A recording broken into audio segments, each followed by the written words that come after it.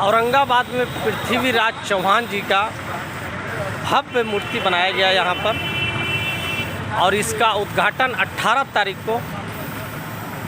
तारीख को होगा, जिसका उद्घाटन करेंगे माननीय निखिल कुमार जी। औरंगाबाद में ये पृथ्वीराज चौहान जी का आप अनावरण देख रहे हैं, जो 18 तारीख को तकरीबन 10:30 बजे होगा, और इसका जो उद्घाटन करता रहेंगे वो माननीय निखिल कुमार जी होंगे। और अभी इसमें काम चल रहा है, अभी इस वक्त यहाँ पर की क्या स्थिति है और पूरी तरह से इसका काम चल रहा है। ये ब्लॉक के रास्ते पास से जो ब्लॉक आप देख रहे हैं, जहाँ पर नगर पालिका का ऑफिस है, वहीं पे इसका उद्घाटन समारोह होगा। वहीं पर ये आप देख सकते हैं पूरी तरह भव्य मूर्ति है, पृथ्वीराज चौहान जी की मूर्ति है, जिसका उद्घाटन 18 तारीख को माननीय निखिल कुमार जी द्वारा होगा। और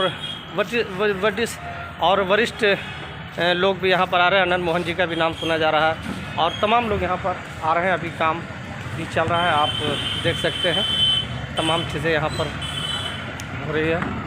हम यहाँ पर कुछ लोग हैं, उनसे हम जानने की कोशिश करते हैं।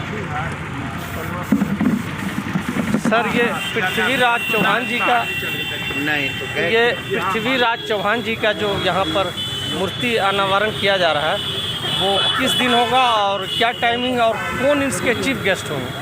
पहले सर नाम अपना बताइए। जी नमस्कार, मेरा नाम रणजीत कुमार सिंह, पृथ्वीराज चौहान चैरिटेबल ट्रस्ट के मैं सेक्रेटरी। जी, और यहाँ पे जो 18 तारीख को पृथ्वीराज चौहान जी की प्रतिमा का अनावरण है, जो अनावरण करता श्री पूर्व राज्यपाल निखिल कुमार जी है, और मुख्य अतिथि में बहुत सारे माननीय लोग हैं, जैसे ऊर्जा मंत्री RK सिंह जी हैं, शेर सिंह राणा जी हैं, राजा भैया जी हैं, पूर्व सभापति अवधेश नारायण सिंह हैं, माननीय सांसद हैं, माननीय विधायक हैं, माननीय नवीनगर विधायक W सिंह जी हैं, बहुत जितने भी गणमान्य लोग हैं सब हैं। और सबसे बड़ा तो यहाँ की जनता है, यहाँ के हम लोग हैं, सब लोग जोश से हैं और सब लोग इसमें काफ़ी उत्साहित हैं। इससे लोगों को क्या संदेश देना चाहते हैं इस तरह का प्रतिमा लगा के? पृथ्वीराज चौहान जी हिंदू सम्राट, समस्त हिंदुओं की एकजुटता का एक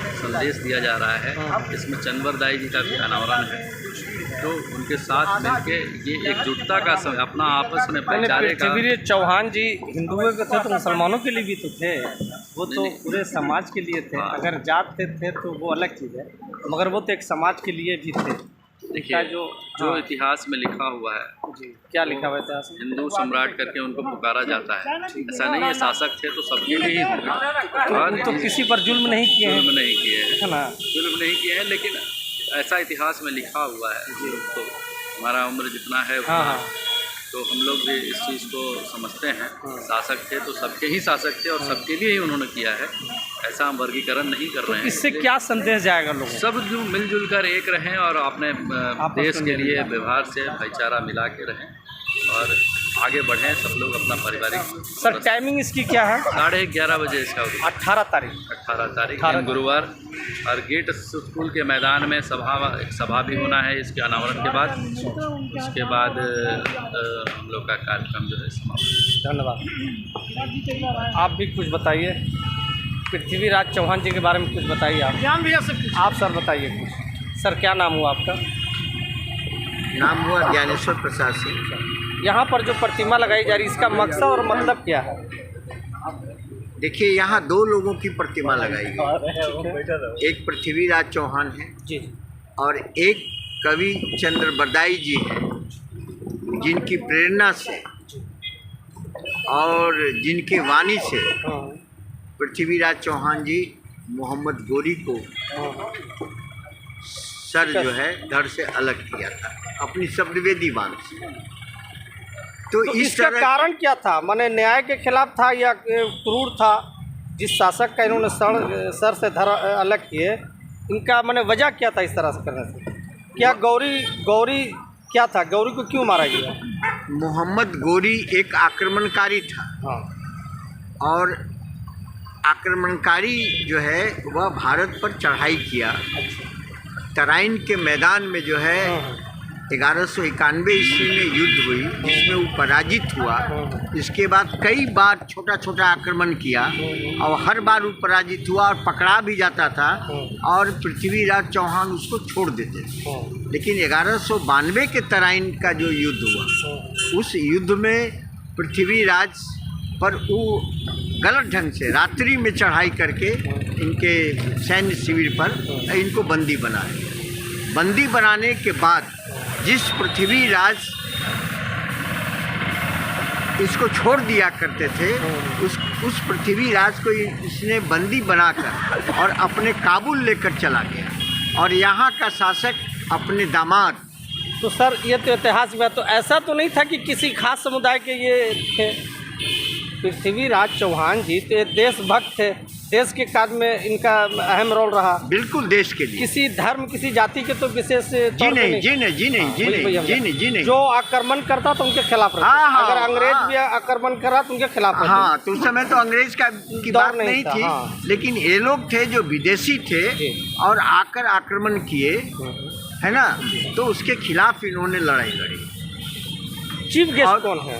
और यह दो जो मूर्ति आपको मैं ले चलता हूँ, दो जो मूर्ति यहाँ लगी है। थोड़ा सा 2 मिनट सकता। हाँ सॉरी। देखिए अंदर की तस्वीर है यहाँ पर, और कुछ इतिहासकार हैं यहाँ पर जो इतिहास बता रहे हैं।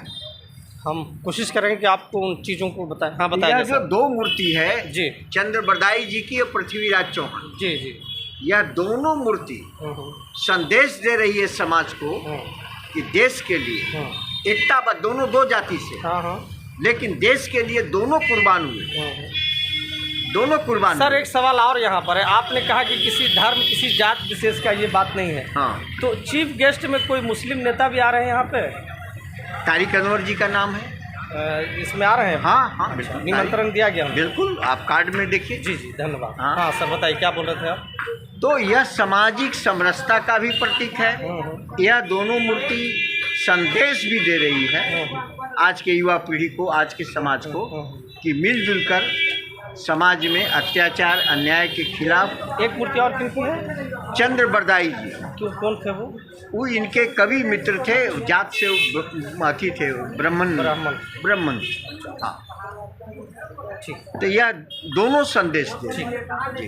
तो औरंगाबाद वासियों को इस प्रतिमा के माध्यम से क्या बताना चाहते हैं? औरंगाबाद वासियों को इस प्रतिमा के माध्यम से बताना चाह रहे हैं कि देश के लिए अपने जीवन को कुर्बान करने वाले लोगों को सम्मानित करने का काम करना चाहिए, क्योंकि वे देश के लिए मरे। और आज हम इतने कृतज्ञ न हो जाएं कि हम अपने पूर्वज को भूल जाएं, है ना। और यह दोनों मूर्ति जो है देश पर मर मिटने का एक संदेश देती है। धन्यवाद जी। देखिए इस तरह की थी। और आप जैसा कि आप जानते हैं कि 18 तारीख को इसका उद्घाटन होगा और माननीय निखिल कुमार जी इसका उद्घाटन करेंगे, जो पूर्व राज्यपाल भी है और कांग्रेस पार्टी के कद्दावर नेता है। नमस्कार, आदाब, जय।